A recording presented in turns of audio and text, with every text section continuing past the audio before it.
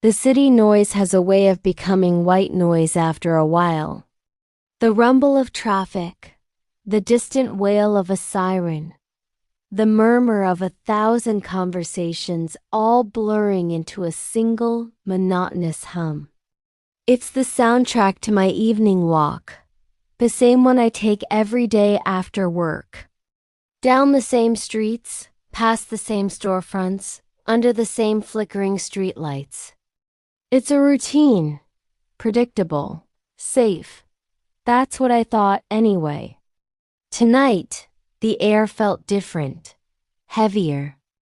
A damp chill clung to the concrete, the kind that seeps into your bones. I pulled my jacket tighter, the familiar feel of the worn denim a small comfort against the sudden unease. Up ahead, taped to a lamppost, a piece of paper fluttered in the breeze. Just another Lost Cat poster, probably. Or a band looking for a drummer. I barely glanced at it, but something made me stop. A flicker of recognition. I stepped closer, my shadow stretching long and thin behind me. It wasn't a cat. It was a missing person flyer. The blocky, desperate letters at the top spelled out a single word. Missing. My eyes scanned the page, and that's when the hum of the city fell silent.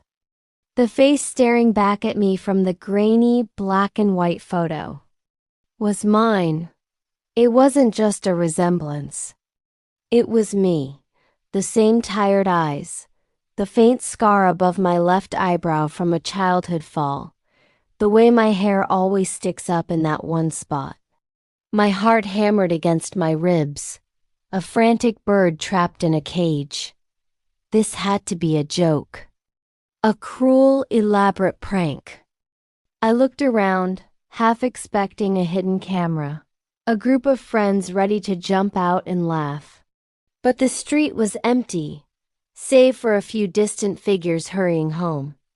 I tore the poster from the pole, my fingers trembling. The paper was cheap, slightly damp from the evening mist.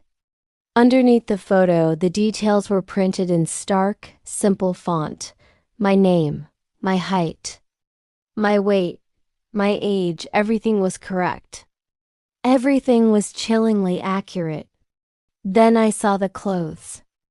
Last seen wearing a dark denim jacket, a gray t-shirt and black jeans. I looked down at myself. Denim jacket, gray t-shirt, black jeans.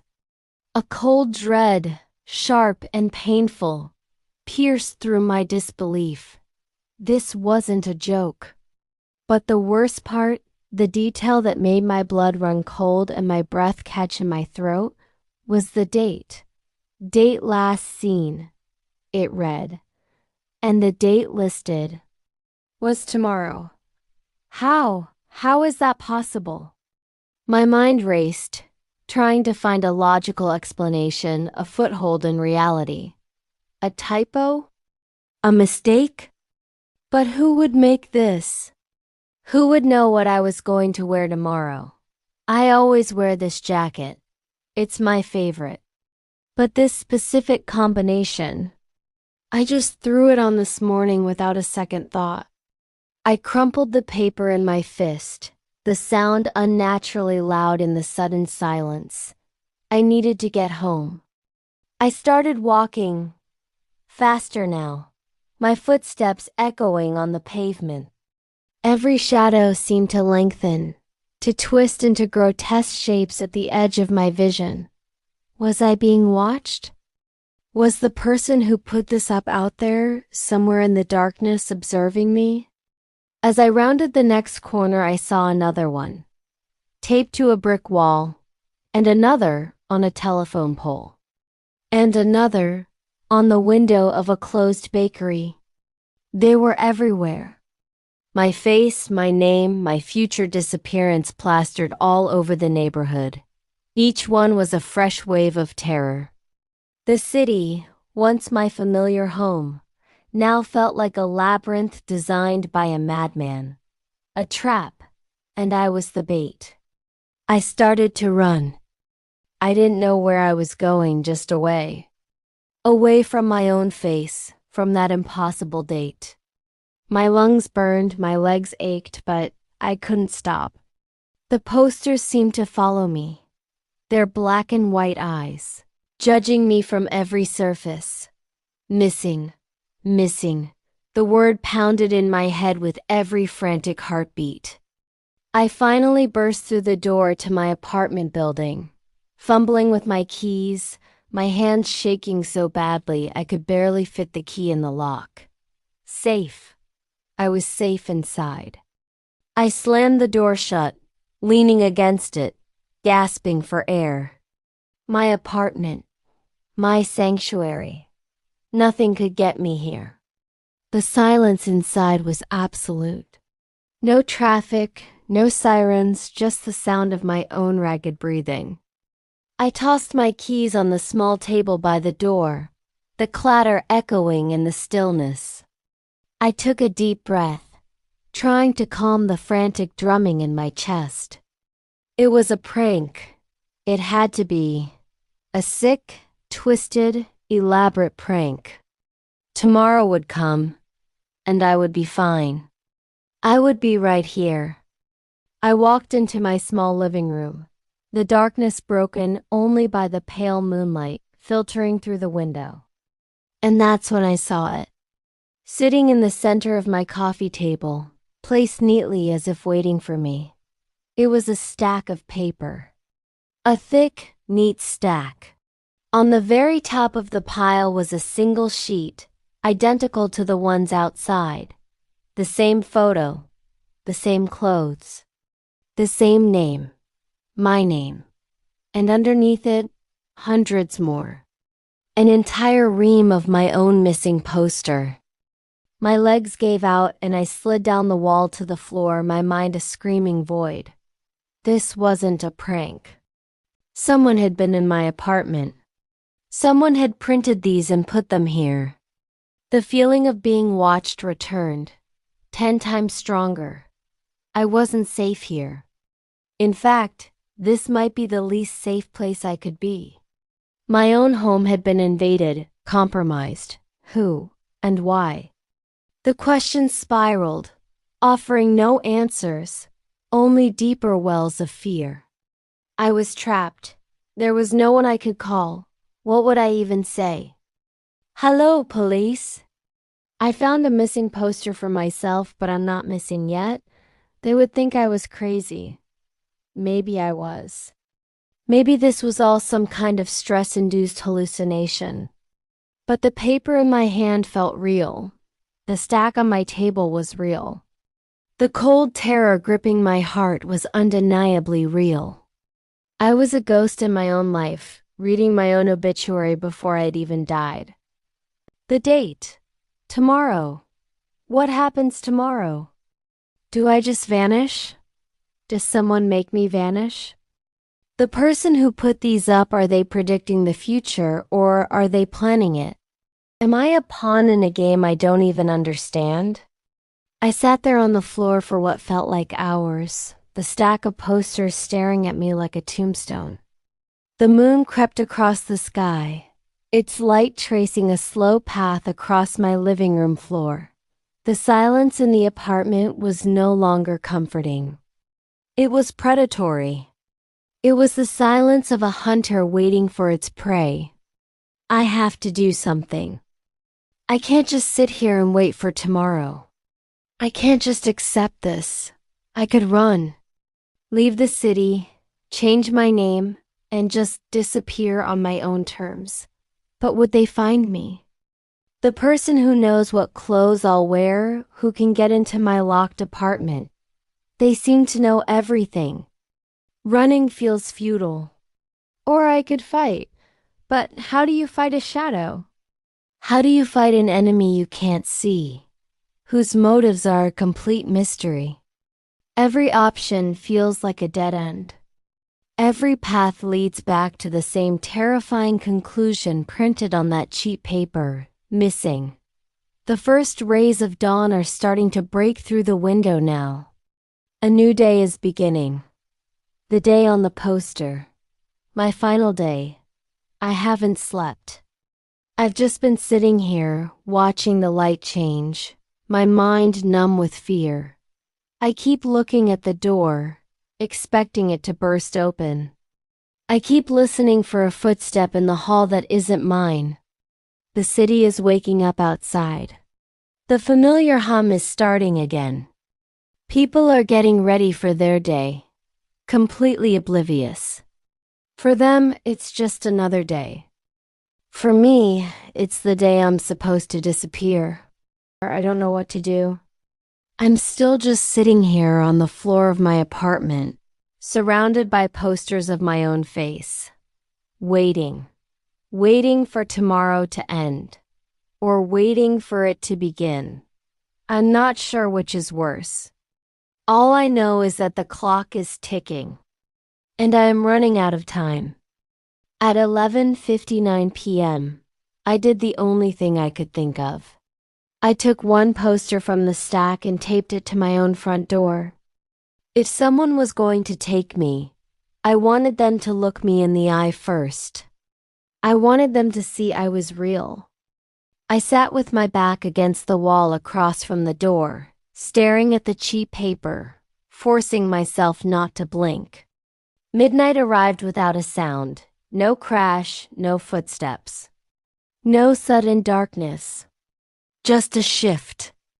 Like the air remembered to breathe again, I exhaled shakily, almost laughing.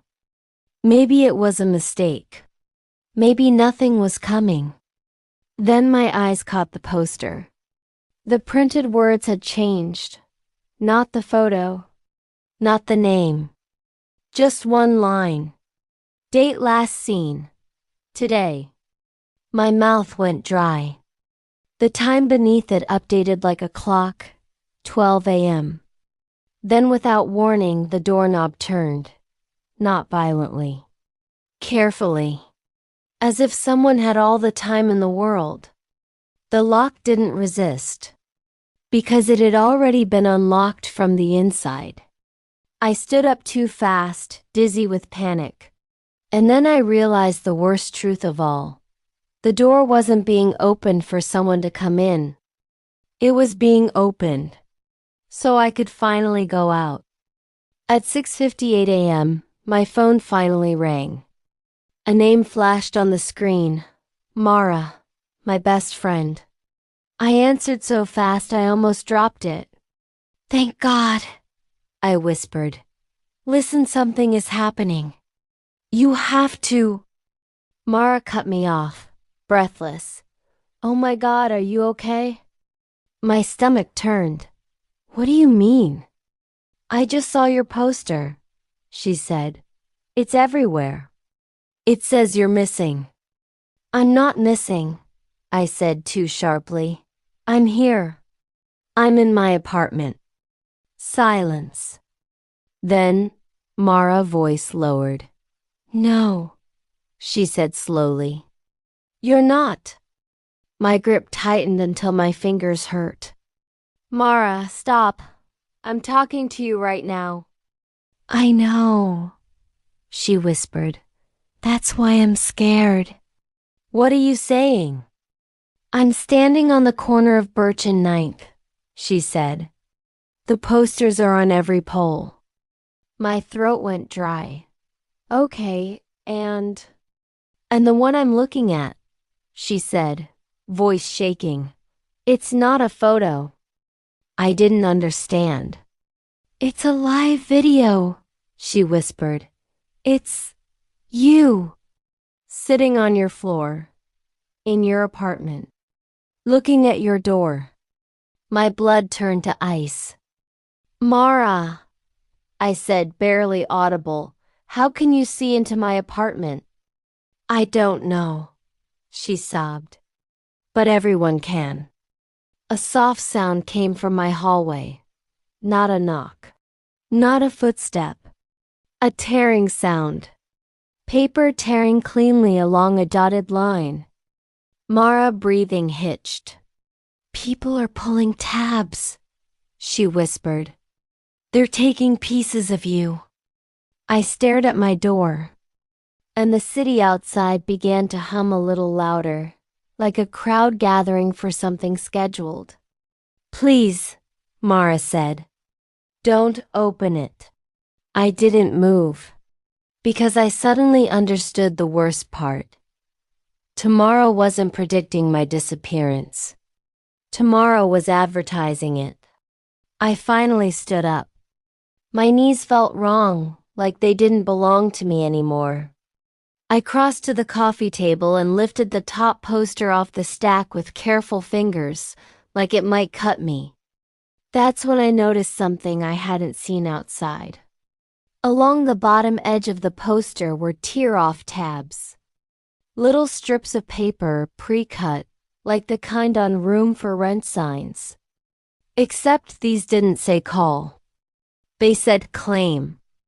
And printed on each tab was a different time. 7:15, 7:30, 7:45, 8 o'clock. All the way down the line. My throat tightened. I flipped the poster over. On the back, in handwriting that looked too neat to be threatening, was a single sentence. "If you stay, they'll come. If you leave, you'll be found." My phone buzzed. One new notification. A memories photo from last year, random and unwanted. But the image wasn't last year. It was me sitting on the floor. The angle was wrong, like it had been taken from above, from the corner of my ceiling. Under the photo was a timestamp.